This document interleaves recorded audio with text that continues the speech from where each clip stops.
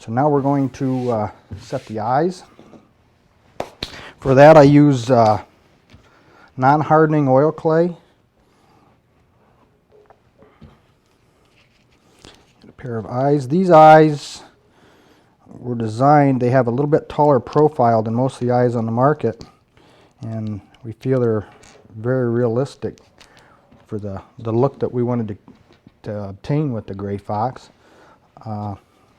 They do have a elongated pupil in them, so we'll keep that in mind as we're setting them on there. Being a dark color, it makes it a little harder to see them, but they're still pretty prevalent on a gray fox here. We'll put a little clay post on there. Same thing on this side. Warm your clay up a little bit and it'll be easier to work with. Okay, we'll pick the glass eye up. Now when you set the glass eye on there, you want the pupils, rather than straight up and down, that pupil should have a little bit of a tilt in at the top. And then you also, instead of it being focused straight ahead, you want that pupil to be focused outward just a little bit. So I'm going to try to get those set just a little bit of an outward focus this way, and a little bit of a tip in at the top. And the same thing with this one. And that will help give you a nice predator look. A little bit of a tip out.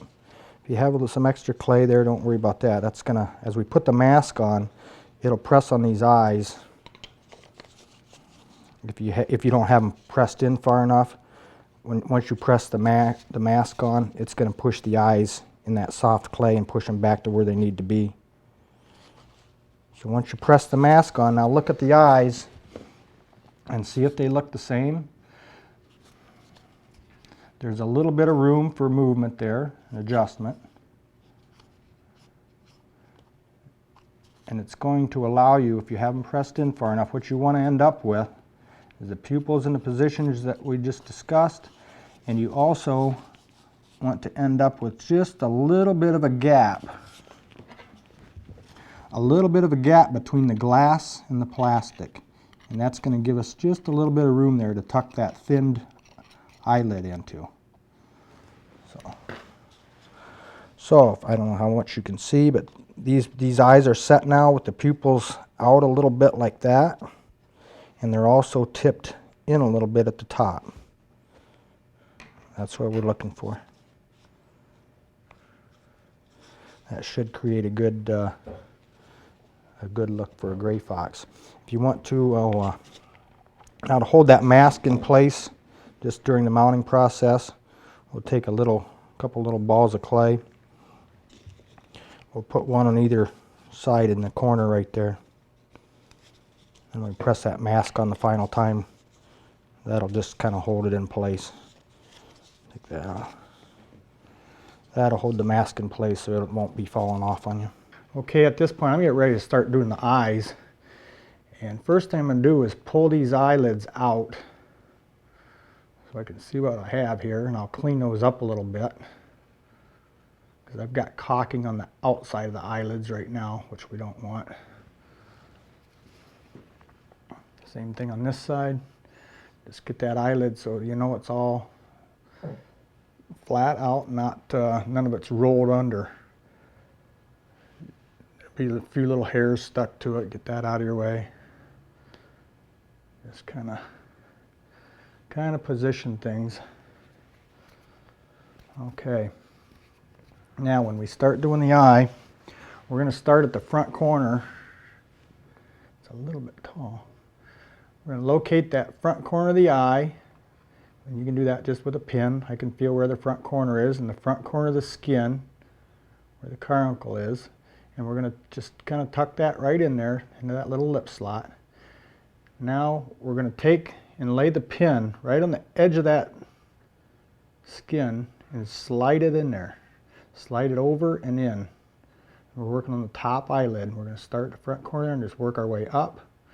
And you'll feel it push along the side of that eye and all the way back to that corner. And as you get to that back corner, you're going to feel that little ridge that I was talking about on the artificial head there, on that mask. And you can see that line in the fur right there. That's a natural crease or natural hairline right there, a hair pattern. And that's what we're going to try to follow. That's going to really help give it the look of a predator or a canid. We've got that top eyelid pretty much where we want it right now. I'm going to go to this side, and I'm going to do the same thing here. I'm going to locate that front corner, push that down, put my pin on the edge of that, on the edge of the skin, and push just the edge of the skin up into that gap that we left above the glass eye. When I get to the outside corner, there's the outside corner. I can feel that crease with my pin, so I know I'm in the right spot. Try not to pull the skin back, but just kind of push it right into that crease on the mask. And again, we're in pretty good shape there. Now we're going to do the same thing with the bottom eyelid. Start at the front corner, push it into the front corner. Try to put your pin just on the skin, the edge of that skin, and push it into the crack. There it goes. Sometimes it just has to take a little pressure. Same thing, we're going to follow that all the way back to the back corner. Slide that pin right along there to the back corner, and you'll come down like that. Now this eye, same thing on this side. Push the front corner in, push that skin into that crack. Move this skin a little bit so you can see what's happening. Push that skin right into that crack. And as you come to the back corner, you feel that crease line there and right into it.